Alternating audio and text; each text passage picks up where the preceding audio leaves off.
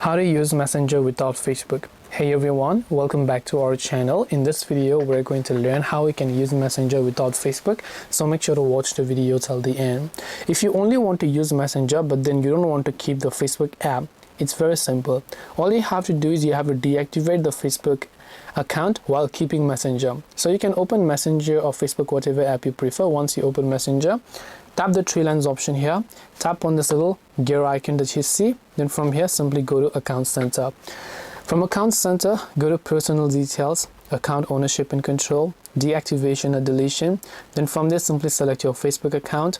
Now try to select Delete Account, right? So we are not really deleting our Messenger account, but just select Delete Account here. Once done, tap on Continue, then just select any reason here.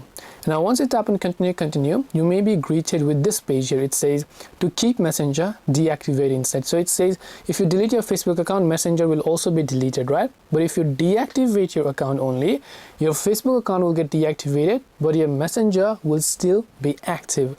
So you can tap on deactivate account instead, tap on continue option, then you can simply try to deactivate your Facebook account, and this time when you do this, your Facebook account people won't be able to find you on Facebook, but people who you've already talked to on Messenger will still be able to text you.